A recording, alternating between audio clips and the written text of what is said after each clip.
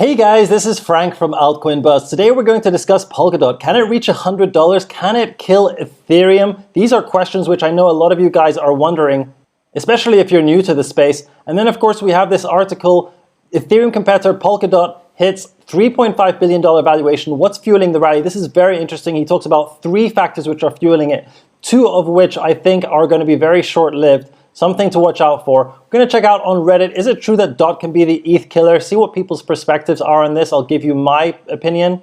We will also talk about this ICO, which had a huge disaster for Polkadot. Of course, this is not in the media right now. People are very bullish on Polkadot. They don't want to remember the fact that millions and millions of dollars of investors' money was lost due to a developer's mistake.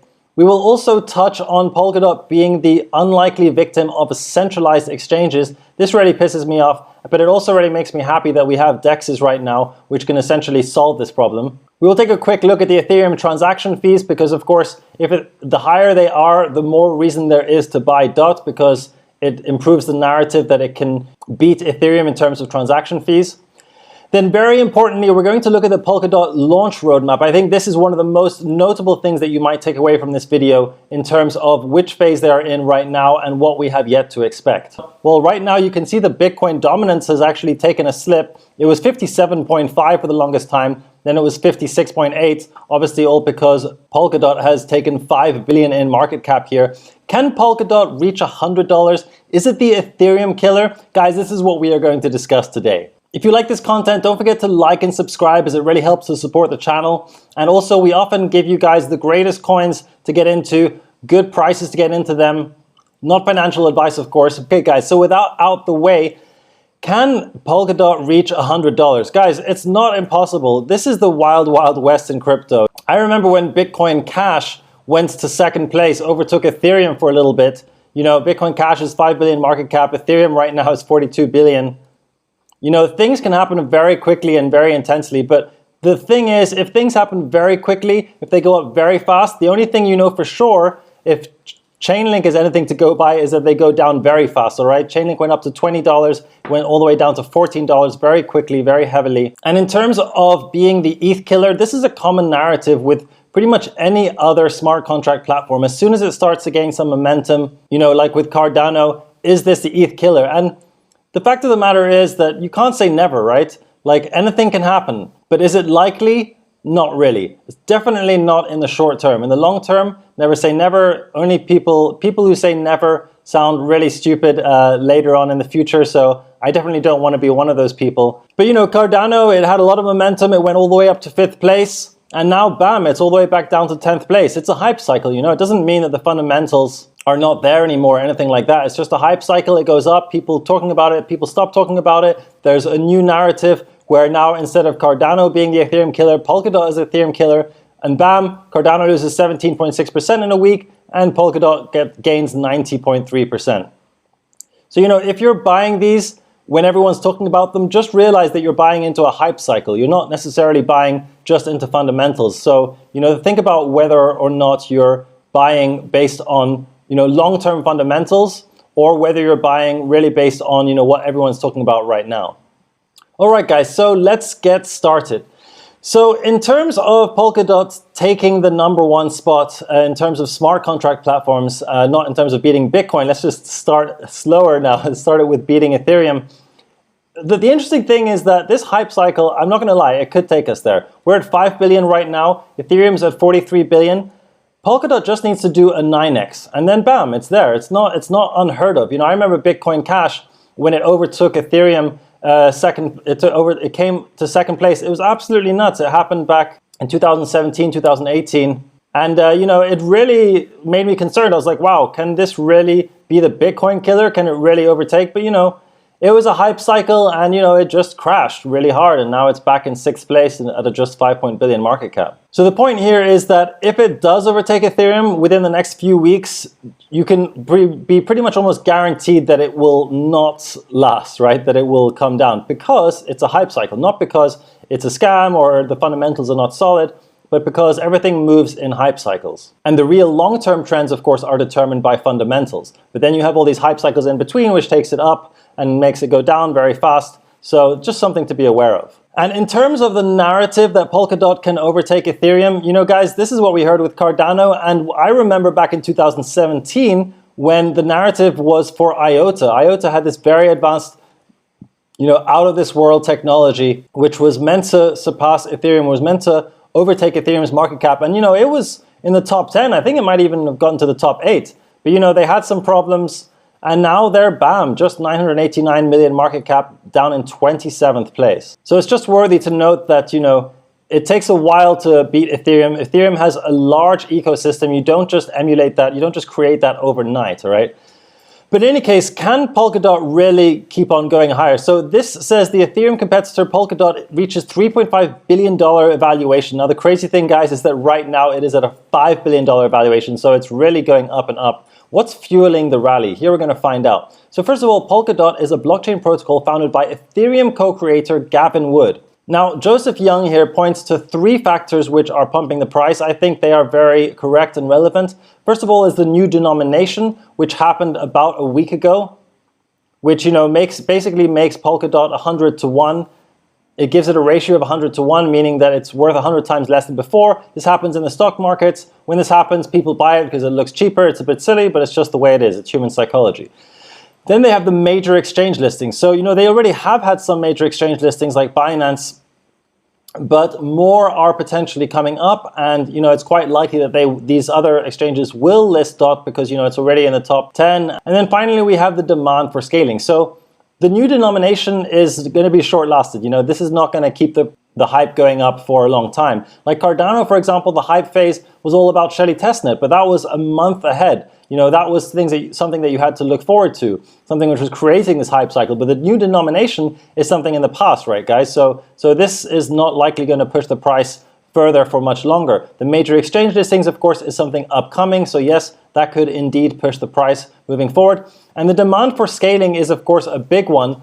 But again, this doesn't happen overnight. As we will see shortly, Polkadot have not yet launched properly. They have not yet completed the full 6 phases. And until they do, they're not going to compete with Ethereum. It's just not going to happen. That being said, this also does create a potential hype cycle up to phase 6. Now, there's no specific launch date for phase 6 yet, as far as I know. But again, we will touch on that later. That's a pretty important aspect relating to Polkadot price in the short to medium term. Now, he says here, until Ethereum 2.0 gets deployed, Ethereum could struggle with high fees as a result of surging transactions. Now, indeed, Ethereum saw a massive exponential spike in fees back here on the 13th of August. The average transaction fees reached $6.6. But since then, we've gone on with this more sort of linear trajectory of the fees going up. And we are right now sitting at $2.88, still way more than should be paid, if you ask me.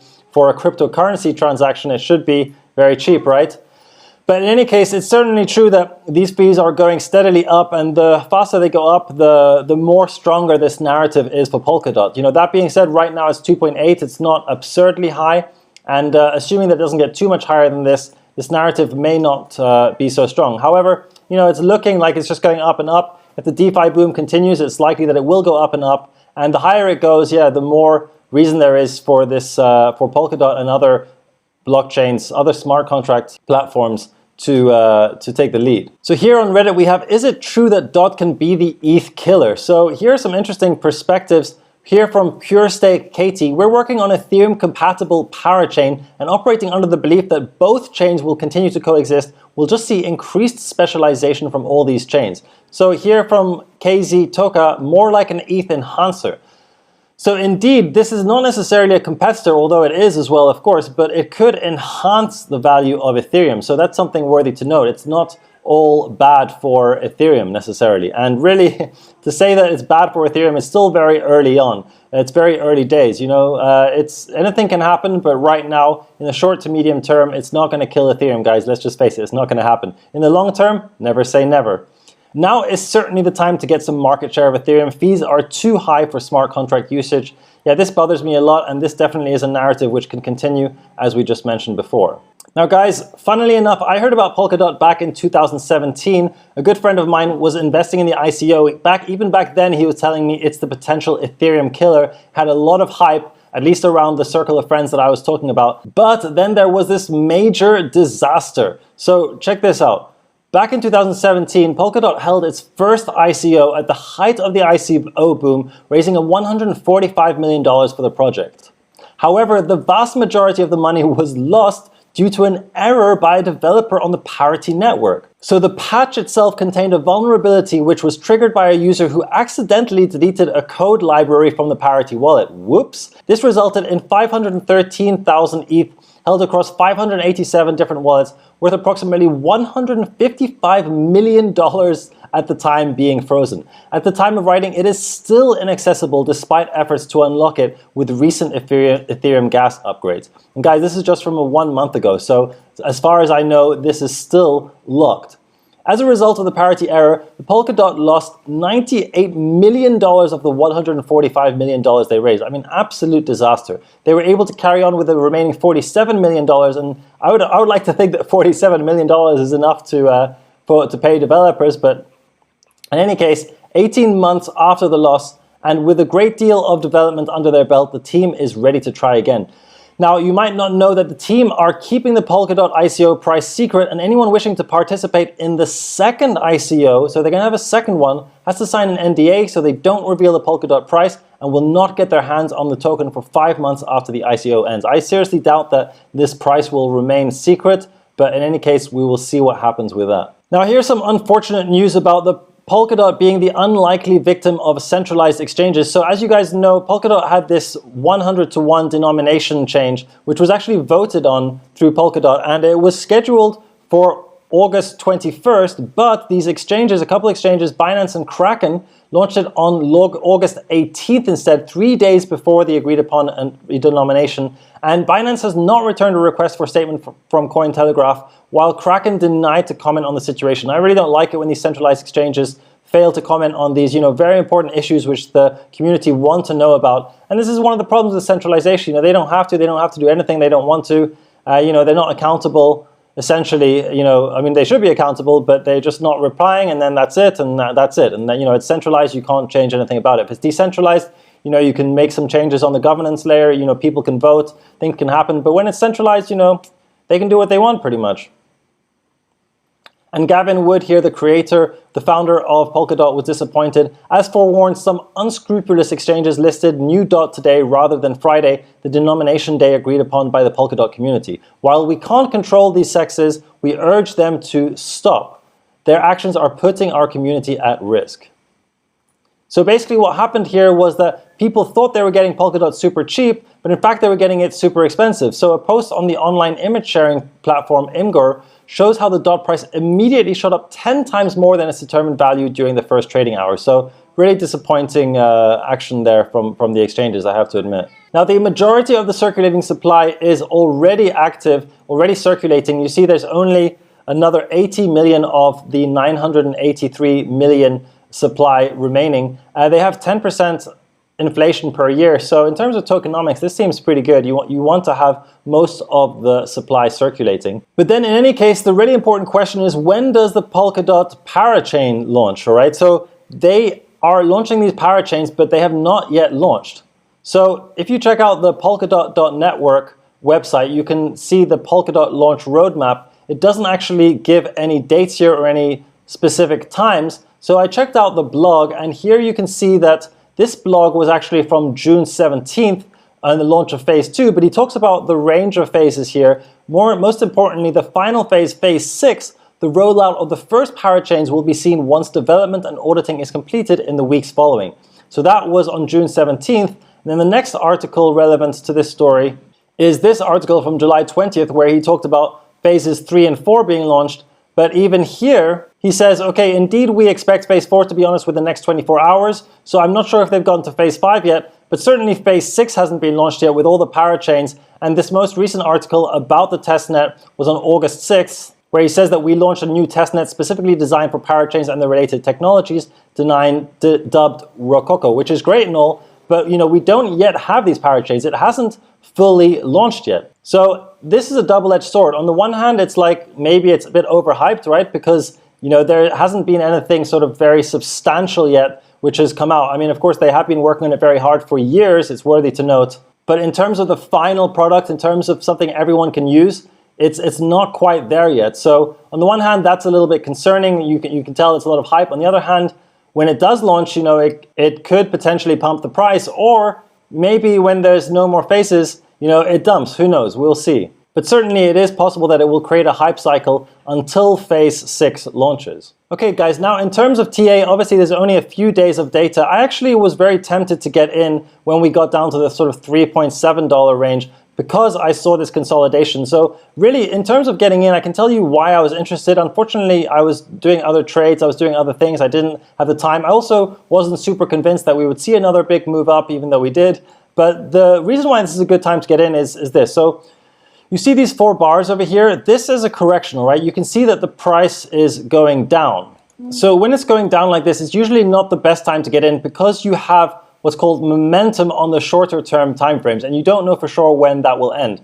But after we had this move down, we then started consolidating. In other words, the price went sideways for several days, okay? And during this consolidation phase, you can see, if we zoom in a little bit here, you can see that we had an inside bar from which we broke bullish with a long wick pushing us up from below. And then these 2 bars, although they were red bars, they were actually more bullish than bearish because we had these wicks with the buyers just snap buying it up, and again. So this was probably a good time to get in. But of course, now we are up at $5.53. So let's see what would be a good potential time to get in. So the supports I see are the $4.94 range, or even possibly the $5 range, which is the previous high. Of course, psychological support, we haven't come down to test that yet. And then we do have this parallel channel, which is not yet fully formed. It's more sort of a potential channel because we have 2 touches up top there, and it's not impossible. In fact, it's quite common that what happens is that you come down and test the other side and you create this parallel channel with 2 touches. We right now have 1 touch at the bottom here. So I wouldn't be surprised if we see some more action either sideways or maybe going up and then eventually coming down to test this. So if this aligns with the blue line and the bottom of this channel, this might be an interesting entry point. And then finally, of course,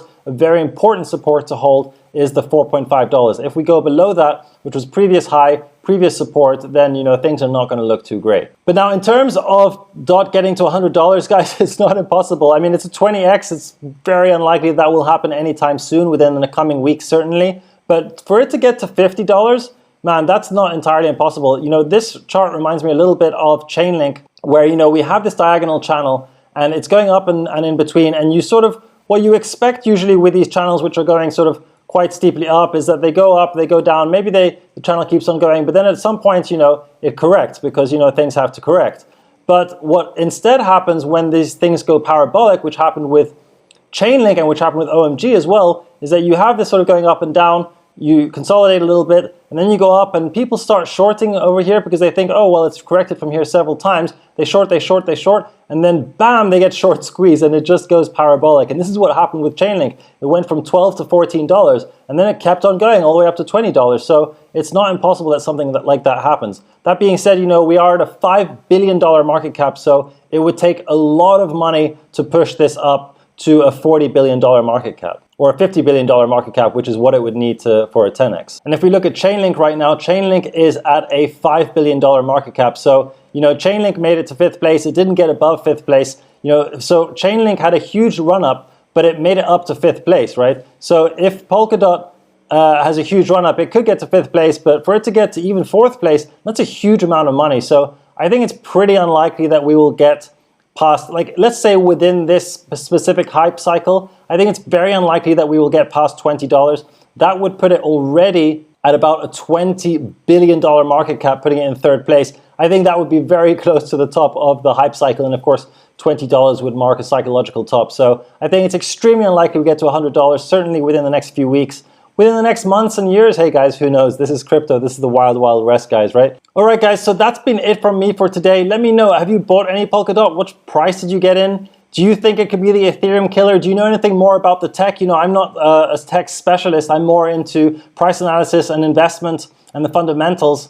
But if you guys know anything else which is happening with PolkaDot, which might contribute to its increasing in price further, or any other projects which are on PolkaDot which you're excited in, I know I invested in one of them, then let me know down in the comments below. All right, guys, that's been it from me for today, and I will see you in the next one.